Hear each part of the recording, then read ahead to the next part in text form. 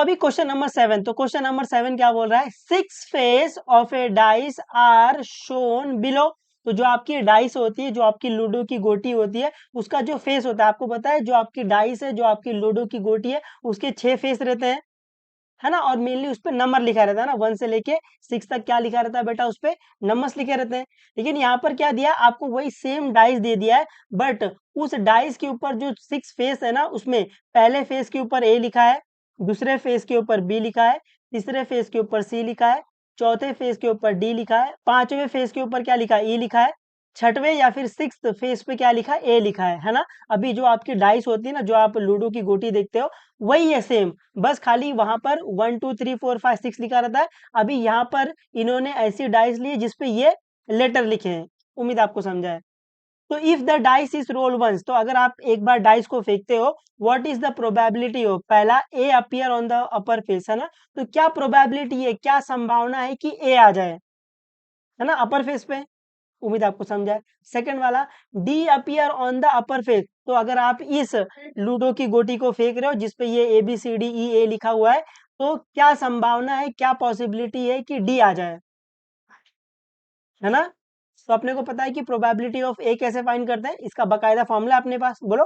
Probability of A is equal to number of element in A upon number of element in S. तो solution में, पहले अपन sample space लिखेंगे। तो sample space में क्या आ जाएगा, आपको दिख रहा है यहाँ पर डाइस थ्रो हो रहा है, और डाइस में क्या है, ये A B C D E ए है, तो आपके सैंपल स्पेस में ये आएगा अभी। तो सोल्यूशन में सैंपल स्पेस एस है ना, तो सैंपल स्पेस में क्या आएगा, सैंपल स्पेस में आएगा A comma B comma C comma D comma E comma A, है ना, यही आएगा। तो अगर मैं आपसे पूछ लूं कि एन ऑफ एस में कितने एलिमेंट है, काउंट कर लो, 1 2 3 4 5 6, है ना। और आपको पता है डाइस के पास 6 फेस भी होते हैं, तो इसीलिए एन ऑफ एस कितना आएगा, एन ऑफ एस आपका 6 आ जाएगा। उम्मीद आपको समझा है। अभी फर्स्ट में अपन क्या लेंगे, फर्स्ट में अपन इवेंट ए ले लेंगे, इवेंट ए। तो इवेंट ए में क्या आ रहा है, इवेंट ए में आ रहा है A appear on the upper face, event A में क्या आ रहा है, A appear, appear on upper face, upper face. तो इवेंट ए में सैंपल स्पेस के वो आउटकम आ रहे हैं जिनके अपर फेस पे क्या है, अपर फेस पे ए है। या फिर आप ये बोल सकते हो कि इवेंट ए में, है ना, इसको चाहिए तो कुछ इवेंट अलग नाम ले लो, क्योंकि ये ए आपको कंफ्यूज ना करे, है ना। आप ये तो इवेंट का नाम आप कुछ भी दे सकते हो, ठीक है। तो इवेंट ए में वो आउटकम आ रहे हैं जो ए है। तो इवेंट ए में क्या आ जाएगा, इवेंट ए में आपका आ जाएगा ए, और कहाँ पर ए है, ये एक और ए है, तो ए क्या आ जाएगा, ए कॉमा ए। तो इवेंट ए में क्या आएगा, इवेंट ए में आएगा ए कॉमा ए। उम्मीद आपको समझाइए। तो अगर मैं यहाँ से आपसे पूछ लूं कि एन ऑफ ए में कितने एलिमेंट है बेटा, तो देखो एन ऑफ ए में कितने एलिमेंट है, एक एलिमेंट, दो एलिमेंट, तो एन ऑफ ए क्या आ जाएगा, 2। इसको अपन ब्रैकेट में रख लेंगे।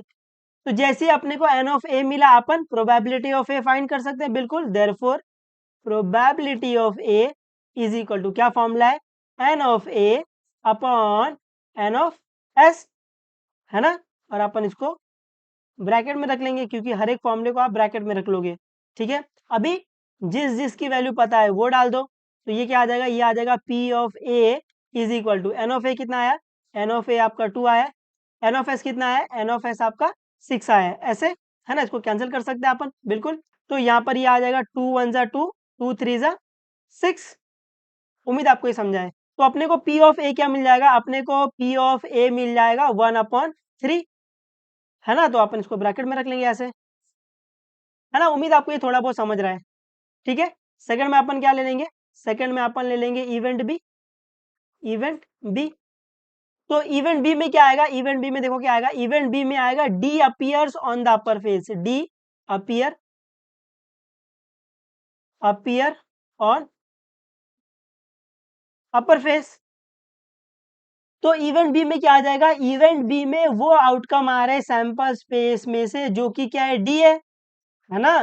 तो इवेंट बी में क्या आ जाएगा, सैंपल स्पेस में जो भी डी है वो बी में आ जाएगा, है ना। क्योंकि इवेंट बी में क्या आ रहा है, इवेंट बी में आ रहा है D appears on the upper face. जब आप लूडो की गोटी फेंक रहे हो जिसपे A B C D E लिखा हुआ है ना, तो आपको वो आउटकम लेना है जिसपे डी आ जाए, ठीक है। तो इसका मतलब क्या होता है, इवेंट बी में वो आउटकम आएंगे सैंपल स्पेस में से जो कि डी है, उम्मीद आपको ये समझा है। तो इवेंट बी में क्या आ जाएगा, इवेंट बी में आपका आ जाएगा डी, है ना, क्योंकि एक ही डी है।